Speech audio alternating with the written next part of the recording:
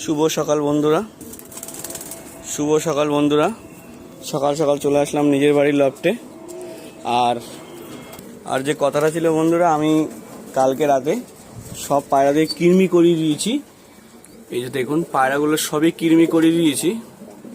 এই কারণে পায়রা আর এখন আর উড়াতে পারবো না, 10টা দিন ধরে এখন উড়াতে পারবো না বন্ধুরা, যেহেতু অনেকটা দিন কৃমি করানো হয়নি। তা শীতের আগে ভাবলাম কৃমি করাবো, তা আমার সময়টা অনেকটা পেরিয়ে গেছে, তা এখন সময় আর বেশি হাতে নেই, তাই কৃমিটা করিয়ে দিলাম। সমস্ত পায়রা, যত পায়রা আমার লফটে আছে, বাচ্চা থেকে শুরু করে বড় পায়রা সবই আমি কৃমি করিয়ে দিয়েছি বন্ধুরা। আর এই বাচ্চাগুলোকেও করিয়ে দিয়েছি। একটা বাচ্চা এর উপরে আছে চালে, এই যে। আর এখানে দুটো বাচ্চা আছে, এদের সবাইকে কৃমি করে দিয়েছি, মানে অল টোটাল কৃমি করানো আছে। আর এখানে বন্ধুরা একটা নতুন জোড়া দিয়েছি, দেখুন। নতুন জোড়া বলতে এটা আগেও দেখেছেন আমার বাড়িতে, কিন্তু এখন আবার নতুন করে বসালাম। এটা হচ্ছে একটা আন্দ্রার সাথে একটা গোল্ডেন লাল ফুল পায়রা জোড়া দিয়েছি আমি। আর এখানে দিয়েছি হচ্ছে এদের জোড়াটা আছে, ডিম পেড়েছে, আর এদেরও একটা ডিম পাড়ানো আছে, আর এদের প্লাস্টিকের ডিম দেওয়া আছে, এই দেখে নিন বন্ধুরা।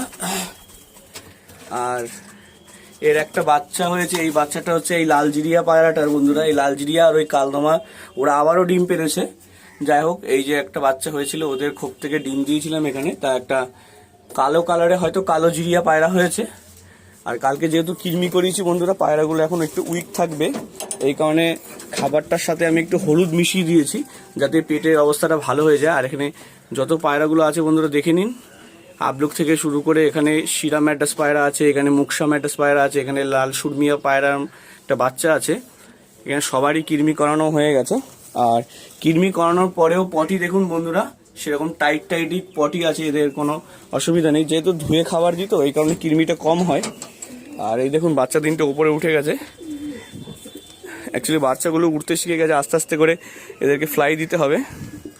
যাই হোক, আর আমি যেটা খাবারটা বলছিলাম আপনাদেরকে, একটু হলুদ মিশিয়ে দিয়েছি।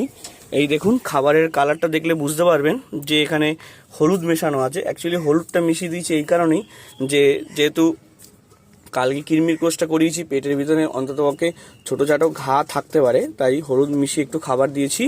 মানে খাবারটাকে ভিজিয়ে রেখেছিলাম কালকে রাতে, আজকে সকালে এটার সাথে খাবারের থেকে জলটা পুরো ঝেড়ে নিয়ে একটু হলুদ গুঁড়ো দিয়ে ভালো করে হাত দিয়ে মেখে এই কোয়ালিটির এখন খাবার হয়ে গেছে। যাই হোক, এই খাবারটা খেলে কি হবে, ওদের পেটের ভিতরে যত ঘা থাকবে বা কোনো একটা ক্ষত থাকলে এই খাবারে তার রিপেয়ার করে দেবে। মোটামুটি হলুদ পেটের পক্ষে খুবই উপকারী।